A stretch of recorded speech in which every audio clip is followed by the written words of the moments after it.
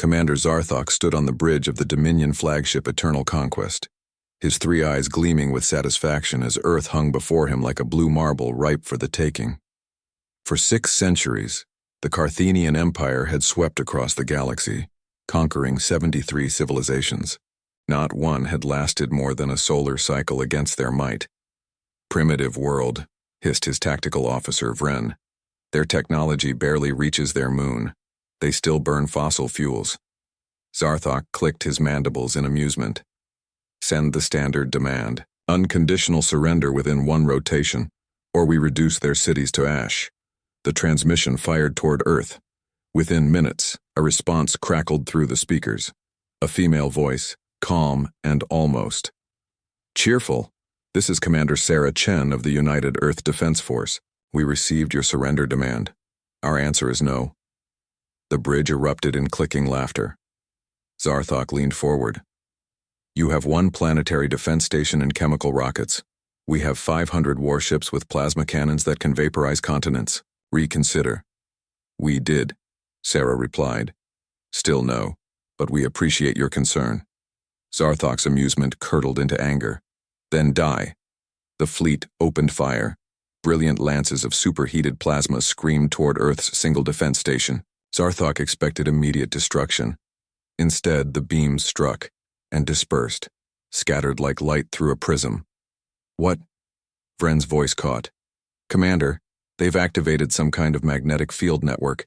It's redirecting our shots into space." "Impossible! Our intelligence showed no such technology." Sarah's voice returned, now tinged with something that made Zarthok's blood run cold. Was that laughter?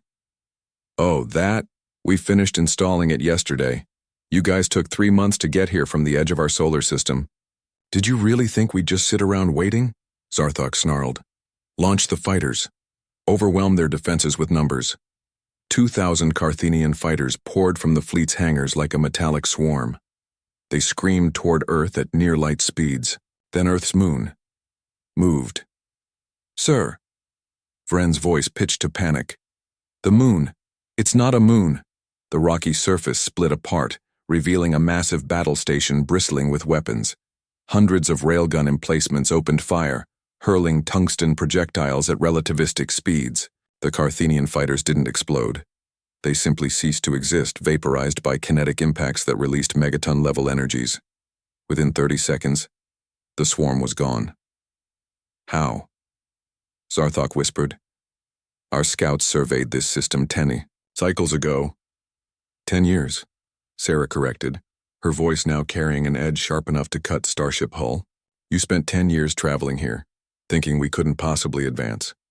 Commander, humanity learned to split the atom while we still used horses for transportation. We went from wooden aircraft to landing on that moon in 66 years. What did you think we'd accomplish with 10 years and an existential threat?"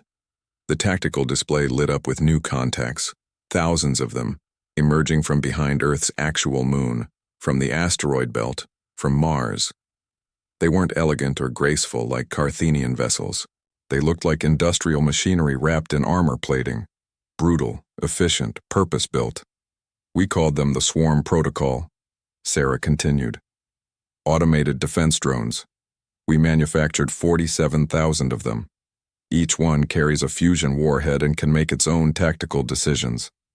We spent 10 years building them instead of sleeping. We built them instead of vacations. Every factory, every resource, every brilliant mind focused on one question: how do we survive?" The drones accelerated. Zarthok ordered evasive maneuvers, but the drones anticipated every move.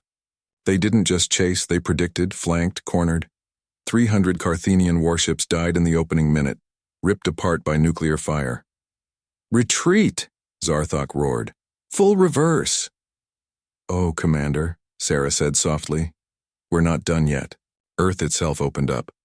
Not with weapons, but with thousands of brilliant lights, engines. The entire planet was ringed with them. "You wanted to know what humans do when threatened?" Sarah asked. "We don't just build weapons, we build contingencies. Those engines, they can move Earth itself out of your firing solution if needed. We hollowed out asteroids and filled them with automated factories. We placed quantum communication networks across the solar system. We united every nation, every person, every resource toward a single goal, making sure that when you arrived, you'd realize you made a terrible mistake. The Carthenian fleet, once 500 ships strong, was now down to 200 and falling fast. The drones moved with mechanical precision, each sacrifice buying the destruction of a larger target. Zarthok's pride shattered like hull plating under railgun fire. "Ceasefire, we surrender!" Silence stretched across space. Then Sarah spoke, and her voice carried the weight of a species that had looked extinction in the eye and refused to blink. "Surrender accepted. But understand this, Zarthok. You're going home with exactly 42 ships, enough to tell your empire what happened here. You're going to tell them that Earth is off limits. You're going to tell them that humanity doesn't wait to be saved. We save ourselves. And if anyone ever threatens our world again—" She paused, and Zarthok could almost see her smile. "Well, we've got another 10 years to prepare. Imagine what we'll build next." As the shattered Carthenian fleet limped toward the edge of the solar system, Zarthok looked back at the blue planet. It hung there peacefully, deceptively fragile. But he knew the truth now. Humanity's greatest weapon wasn't their technology. It was their refusal to accept the impossible, their ability to turn fear into fuel and fuel into fury. The galaxy would learn as he had. Never underestimate a species that considers spite a survival strategy.